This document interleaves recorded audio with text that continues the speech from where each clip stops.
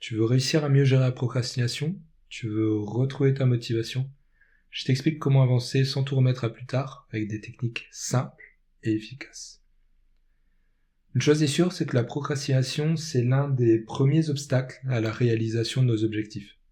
Elle fait partie de notre quotidien à tous, il faut pas se mentir.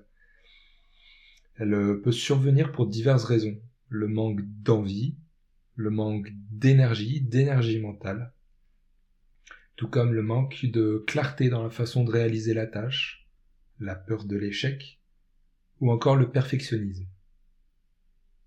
Lorsque par-dessus tout ça, tu as en plus une surcharge émotionnelle, c'est pas étonnant que tu préfères remettre à plus tard que d'aller dans l'inconfort.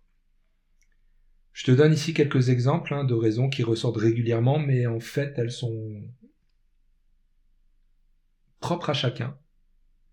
Elles peuvent être perçues différemment en fonction de plein de choses, comme le caractère de la personne, les expériences de vie, ou encore l'état d'esprit du moment. J'ai donné quelques techniques, des techniques, comme je t'ai dit, qui sont simples, faciles à mettre en place, et pour lesquelles tu auras des résultats très très très rapidement. La première chose qui nous concerne tous, c'est la gestion des tâches du quotidien. Que ça soit, ranger les affaires qui traînent à la maison, vider la vaisselle, ou faire la vaisselle, ou des petites choses toutes simples et qu'on rencontre au quotidien, mais tellement souvent.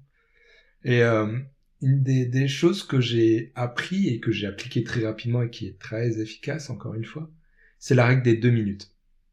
Si la tâche, elle prend moins de 2 minutes, tu la fais tout de suite. Ça empêche déjà toutes ces tâches de s'accumuler. Et surtout, ça donne un sentiment d'accomplissement immédiat. Cette chose-là, elle est très puissante. Elle est très puissante et j'en reparlerai un peu après, parce que au final, on retrouve le principe de la satisfaction. Donc, moins de 2 minutes, tu fais comme ça, tu n'accumules pas et tu te retrouves pas en fin de journée à devoir faire toutes ces tâches que tu as repoussées et que tu te dis j'ai pas de temps de faire tout ça, j'ai toutes ces choses qui sont accumulées, il faut que je les gère maintenant au dernier moment. Non, pas besoin. Tu les fais quand tu les vois, quand elles se présentent. Ensuite, diviser les tâches en étapes simples et faciles à réaliser. Quand tu as quelque chose qui est un morceau un peu plus dur, un objectif un peu plus compliqué, un peu plus long, rien ne t'empêche de le faire en plusieurs fois. Tu te concentres sur une seule étape à la fois. Et ça t'aidera à éviter de te sentir submergé. C'est aussi efficace et c'est facile à mettre en place. Pour rester dans les objectifs un peu complexes, un peu plus longs, il est important d'être clair. Qui dit clarté dit compréhension. Qui dit compréhension dit visualisation. Et qui dit visualisation dit projection. Si tu sais que dans la journée, tu as quelque chose à faire et qui te fatigue vraiment, pour lequel tu sais que ça va être long ou compliqué à faire, c'est dans ce cas de figure-là, précisément, où il est important de diviser, comme on a dit juste avant, cette tâche en plusieurs étapes. Mais pour les diviser en plusieurs étapes, il faut avoir vraiment bien visualisé comment tu vas le découper, comment ça va se concrétiser, comment tu vas pouvoir agir. Et ensuite, il faut que tu fonctionnes par priorité. Alors là, ça dépend de différentes personnes. Il y aura certaines personnes qui préféreront faire les choses les plus compliquées au début, et d'autres qui préféreront les faire à la fin. Si tu es ce type de personne qui a besoin d'avoir des résultats pour se motiver, rien ne t'empêche de faire les choses les plus simples au début. Les choses les plus faciles à faire. Par contre, si tu es le type de personne qui a le plus d'énergie en début de journée, j'aurais peut-être dit qu'il serait peut-être plus judicieux de faire les tâches les plus embêtantes, les plus longues à faire en début de journée. Une chose qui est primordiale, je vais te parler de quelque chose qui, à mes yeux, très très important.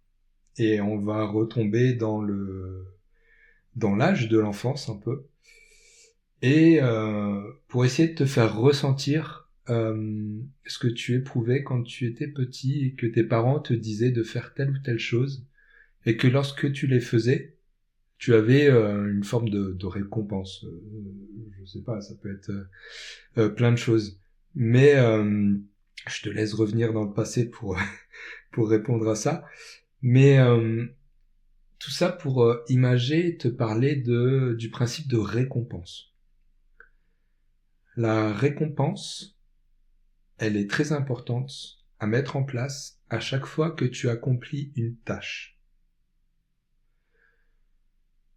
Cette forme de récompense, elle est aussi perçue comme une reconnaissance personnelle. Elle va booster ta motivation et ça va t'inciter à continuer dans ce mode de fonctionnement. Parce que tu te diras que oui, finalement, je me suis donné un peu de la peine, mais au final, quel plaisir de me dire que j'ai fait ces choses. J'ai fait ces choses pour lesquelles t'as un peu trop pris l'habitude de repousser. Et au final, tu te rends compte que c'est beaucoup moins douloureux de te donner un petit coup de pied aux fesses dès le départ, plutôt que de te rendre compte, en fin de journée, que tu n'as pas su faire ces choses, aussi petites soient-elles. Parce que, en te disant ces choses-là en fin de journée, tu te dénigres, tu te dévalorises, et surtout, tu confirmes ces biais dans lesquels tu te dis que au final t'es même pas foutu de faire ces petites choses, t'es même pas capable d'aller au bout de ce que tu t'étais dit, tu te dévalorises, et ça, ce sont des choses qui sont très destructrices. Donc c'est pour ça que je te dis que en fin de journée, tu seras beaucoup plus fier de toi. Oui, je parle vraiment de fierté. Parce que tu te seras donné les moyens d'être meilleur que la veille. Ce sont des choses toutes simples qui peuvent t'apporter énormément. Ne serait-ce que de réaliser une tâche, de te rendre compte qu'au final ce n'était pas si compliqué, de te rendre compte qu'au final, en ayant appliqué quelques petites techniques, en te tenant à ces choses-là, en fin de journée, tu te sentiras vraiment mieux. En fin de journée, tu te diras que c'était quelque chose qui n'était pas si difficile, et tu te diras ouais, en fait voilà, j'ai peut-être trouvé la solution. Au final, c'est pas moi qui suis mauvais, c'est pas moi qui suis nul, c'était plus un besoin de te rendre compte de ces choses, mais que ça ne faisait pas de toi une mauvaise personne ou une personne incapable ou plus faible que les autres. C'est un test, franchement, je te le conseille très très fortement.